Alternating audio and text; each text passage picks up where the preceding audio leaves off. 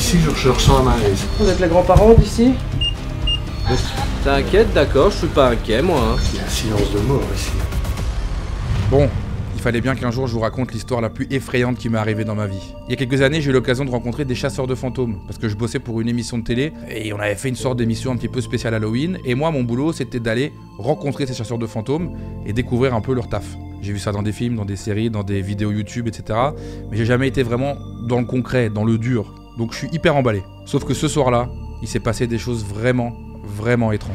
Des événements qu'encore aujourd'hui, j'ai pas réussi à expliquer. J'ai retrouvé des images du reportage, j'ai aussi retrouvé des images qui ont jamais été diffusées, et j'ai décidé de vous les montrer aujourd'hui dans cette vidéo. On y est. On y est, waouh. Il fait bien noir ici quand même. Hein. Je pense que ça doit être par là. Hein.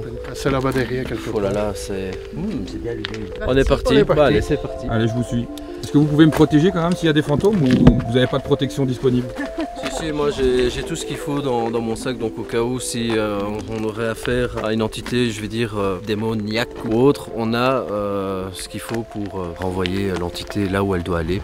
Bon, déjà, il faut savoir qu'avant d'arriver là-bas, on avait rendez-vous normalement dans un château abandonné qui était censé être un petit peu hanté. Et une fois que je suis arrivé sur place, sur le parking, ils m'ont expliqué qu'en gros le château était en feu. Il y avait un incendie dans ce château. Et donc forcément, on a dû changer d'endroit. Et on s'est retrouvé à 1h30 de route de là, dans cette maison abandonnée. Alors pourquoi je vous raconte ça? Parce que c'est important de comprendre qu'a priori, le destin avait envie qu'on se retrouve dans cette maison.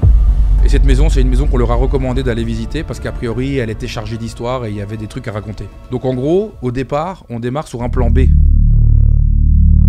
Il paraît d'ailleurs que cet endroit, il y a eu dans le passé un couple qui a vécu, il y a eu une histoire assez tragique. On va essayer d'avoir des éléments et de voir si réellement cet endroit est hanté. Bonjour, je suis Damien. Nous sommes ici aujourd'hui pour essayer de communiquer avec vous.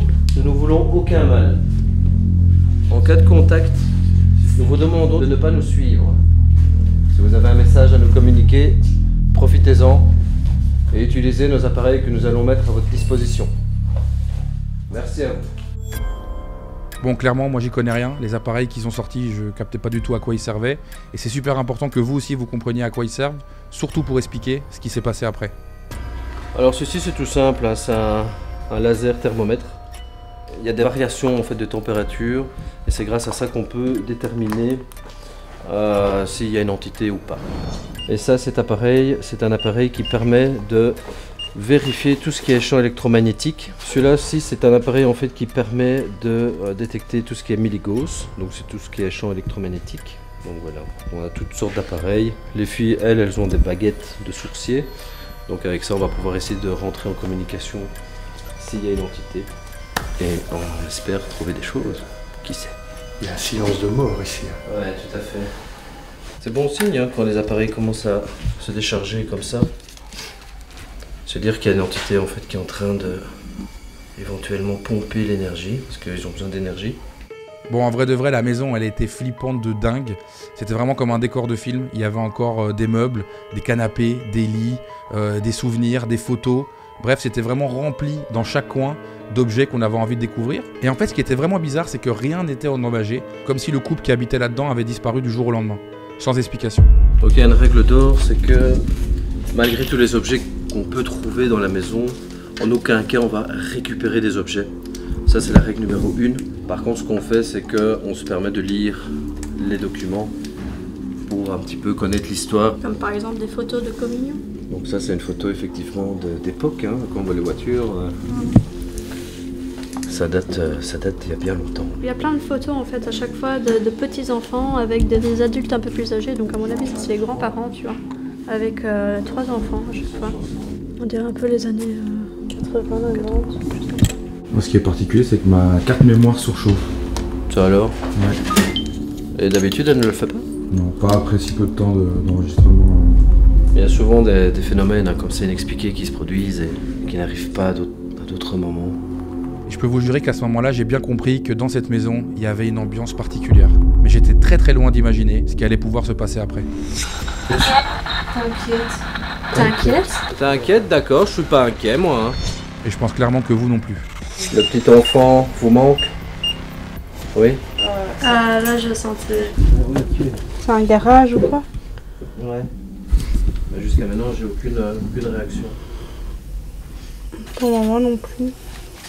On continue la visite de la maison et on passe à l'étage pour essayer de rentrer justement en contact avec une entité.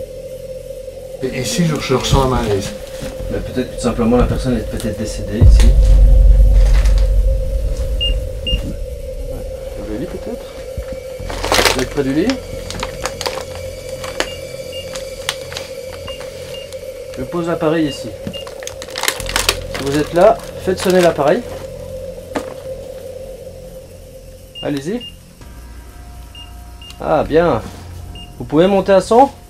Ok, bien. Il y a une communication. Il réagissait ici, maintenant il réagit plus. Je me sens toujours oppressé ici. Je crois qu'il a peur. Hein. Je ne sentais pas ça en bas. Bon, on va pas se mentir, à ce moment-là, on comprend pas trop ce qui se passe. Moi, le premier, ça commence à biper, ça s'arrête de biper. Le seul truc qu'on réussit à comprendre, c'est qu'il y avait un couple qui habitait là. Et donc, du coup, on se dit que la meilleure solution, c'est peut-être de trouver la chambre dans laquelle ils ont vécu, dans laquelle ils ont dormi, pour essayer peut-être de potentiellement avoir plus de chances de rentrer en contact avec eux. Et une fois qu'on arrive dans cette chambre, on découvre un lit, et un lit d'enfant. Apparemment, il y a eu un enfant ici. Là, pour l'instant, j'ai pas vraiment de ressenti particulier. Ouais. Oh.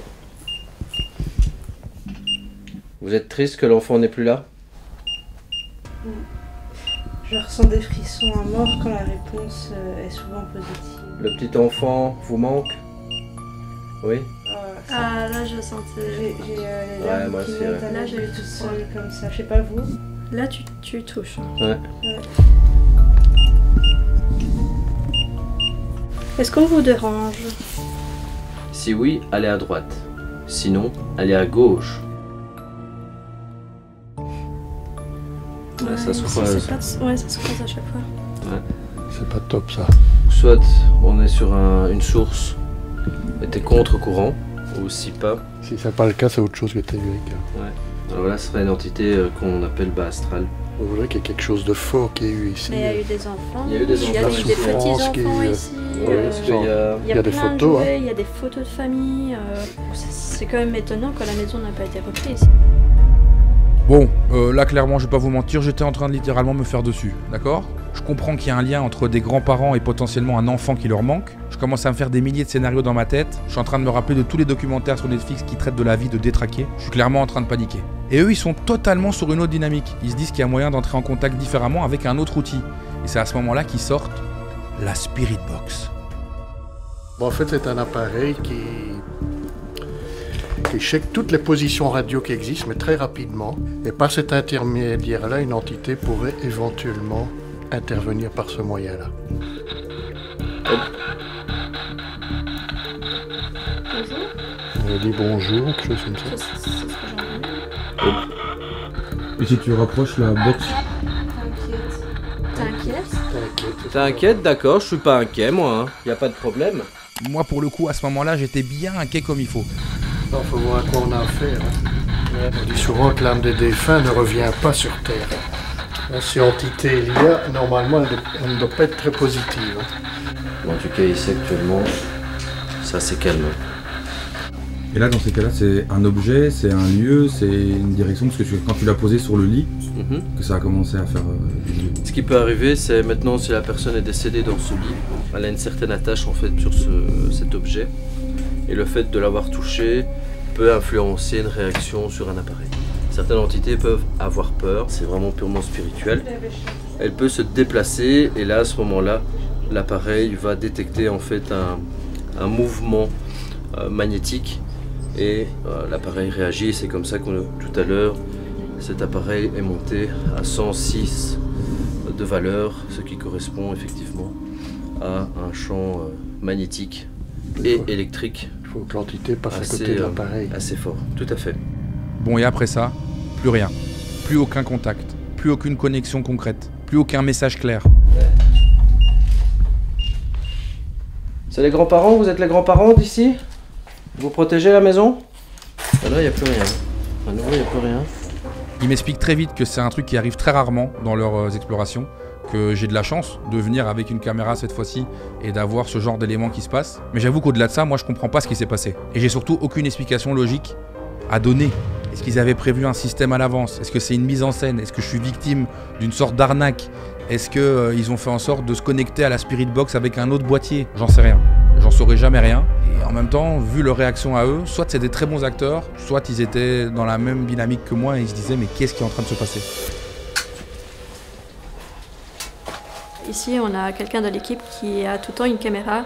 Il le pose en fait dans un coin de la salle. À la fin de la soirée, quand on rentre, on regarde les images qu'on a filmées et parfois on voit en fait des orbes qui se baladent un peu. Et si vous voulez, en fait, les orbes, ça peut être une entité ou un esprit ou des choses comme ça. Maintenant, il ne faut pas confondre ça avec des petites poussières qui peuvent passer devant la caméra ou des choses comme ça. Il y a des fois, on peut trouver des choses. Hein. C'était des petits jeunes sont rentrés, première fois qu'ils font de l'urbex. Ils grimpent, et d'un coup, comme ça, ils tombent sur le corps. Mais la personne, ça faisait 6 mois qu'elle était...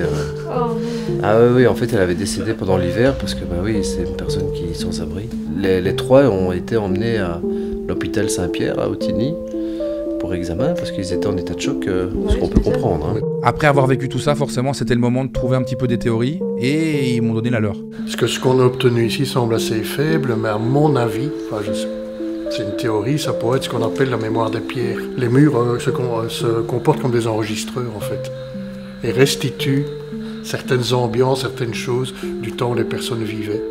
Et là, il ne s'agit pas d'entité à ce moment-là. Ou alors, vous avez aussi le tellurisme qui joue, qui émet certains trains d'ondes dans les maisons, qui les rendent positives ou négatives. Il y a des maisons, par exemple, toutes les familles attrapent le cancer. On appelle ça une maison à cancer, on ne sait pas pourquoi. Vous avez la maison d'à côté, vous n'aurez rien. Par contre, des entités, ça va se manifester, on va voir un objet bouger, par exemple, ou une odeur spéciale, ça j'ai eu il y a longtemps. Une hantise parfumée. La personne se parfume avec tel parfum, ben vous le sentez passer. Bon, il s'est certainement passé ici des choses, un drame, quelque chose qui fait qu'ils ont laissé leurs affaires comme ça.